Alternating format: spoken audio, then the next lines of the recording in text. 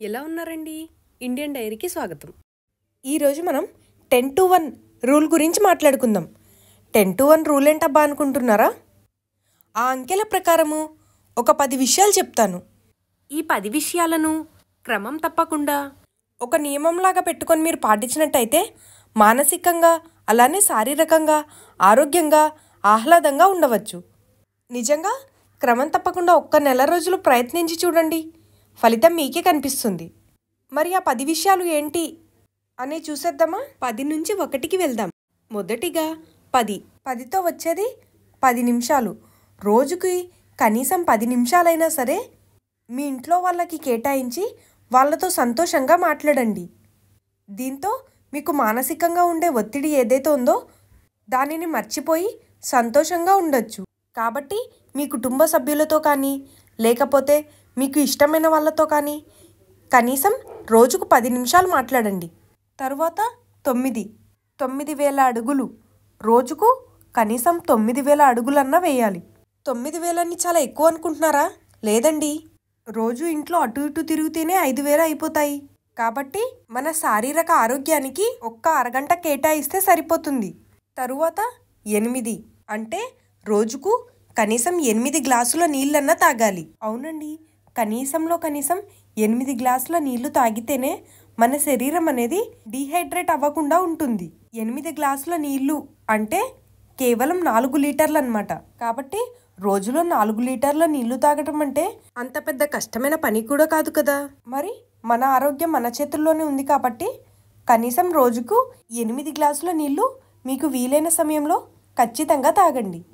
తరువాతది 7 అంటే రోజుకు ఖచ్చితంగా 7 గంటల నిద్రన్నా కావాలి. అవునండి, మనిషి మెదడుకి కనీసం ప్రతిరోజు తప్పకుండా 7 గంటల విశ్రాంతి కావాలి. అంతకన్నా ఎక్కువ కూడా అవసరం లేదండి. కానీ ఖచ్చితంగా మీరు రోజు 7 గంటలు కనుక నిద్రపోయినట్టయితే మీ మెదడు చాలా చురుగ్గా పనిచేస్తుంది. కాబట్టి దానికి కావాల్సినంత విశ్రాంతి ఇచ్చి అన్నిట్లోనూ మనం చాలా చురుగ్గా ఉందామా? తరువాతది 6 అంటే రోజుకు కనీసం 6 నిమిషాల ప్రాణాయామం అన్నా చేయాలి. నాకు తెలిసి మనలో ప్రతి ఒక్కరికి తెలుసు ప్రాణాయామం ఖచ్చితంగా చేయాలి అని. కాబట్టి ఇవాల్టి నుంచే ఒక నియమంలాగా పెట్టుకొని ప్రతిరోజు 6 నిమిషాలు ప్రాణాయామం ఖచ్చితంగా చేయండి. మన ఆరోగ్యాన్ని ఎంతో మేలుపరుస్తుంది. తరువాతది 5 అంటే మనం రోజు వాడే వంట సామాగ్రిలో ఈ 5 రకాల పోపు దినుసులు మాత్రం ఖచ్చితంగా ఉండాలి. మొదటిది ఆవాలు, రెండవది మినప్పప్పు, మూడవది పచ్చిశనగపప్పు, నాలుగవది జీలకర్ర, చివరాఖరిగా 5వది ఇంగువ. విన్నారు కదా, ఈ 5 పోపు దినుసులు ఖచ్చితంగా ఏ వంట చేసినా సరే దాంట్లో ఉండేట్టు చూడండి. తరువాతది 4 అంటే ప్రతిరోజు వ్యాయామం చేసేటప్పుడు కనీసం రోజుకు 4 సెట్ల సూర్య నమస్కారాలైనా ఉండాలి. ఎందుకంటే మనందరికీ సూర్య నమస్కారాల యొక్క ఉపయోగాలు తెలిసినా వాటిని చేయము. ఒకవేళ చేసినా సరే ఏదో ఒకసారి అలా మొక్కుబడికి చేస్తాము.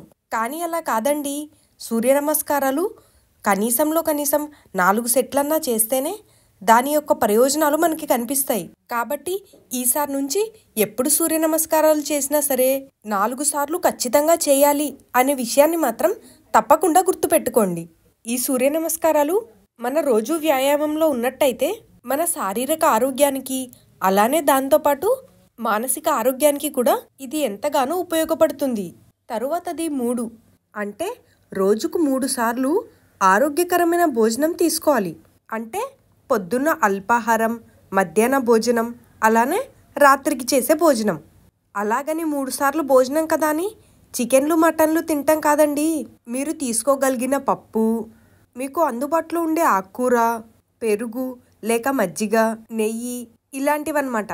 అంటే పోషక ఆహారాలు చాలా ఎక్కువగా ఉన్న వంటకాలు. ఉదయమో లేక సాయంత్రమో ఏదైనా పండు కూడా తీసుకునేటట్టు చూడండి. తరువాతది 2 అంటే రాత్రి భోజనానికి అలానే మీ నిద్రకి మధ్య 2 గంటల సమయం అన్నా ఉండాలి. అంటే మీరు ఎప్పుడు భోజనం చేసినా దానికి 2 గంటల తర్వాత నిద్రపోండి. తరువాతది 1 చివరిగా ఒక్క విషయం అన్నమాట. మీరు ఈ 9 పనులు ఏం చేసినా సరే దానికి ఖచ్చితంగా కావాల్సింది భగవంతుని ఆశీస్సులు. కాబట్టి ప్రతిరోజు ఆ భగవంతునిని ఖచ్చితంగా స్మరించుకోవాలి. ఎందుకంటే ఆయన ఆశీస్సులు ఉంటేనే మనం ఏ పని తలపెట్టినా సరే దాంట్లో మనం విజయాన్ని సాధించగలుగుతాము. విన్నారు కదండి 10 విషయాలు. ఈ అన్నిట్లో మీకు ఏది బాగా నచ్చిందో మాకు ఖచ్చితంగా తెలియజేయండి. అలానే ఒక్క నెల రోజులు నియమం తప్పకుండా పాటించండి. మీలో మీరే మార్పును గమనిస్తారు. నా ఛానల్ని సబ్స్క్రైబ్ చేసుకోరా అండి ప్లీజ్. అండ్ అలానే నోటిఫికేషన్స్ ఆల్లో పెట్టుకోండి. అండ్ లైక్ చేయండి, షేర్ చేయండి, కామెంట్ చేయటం మర్చిపోకండి. థ్యాంక్స్ ఫర్ వాచింగ్ అండి.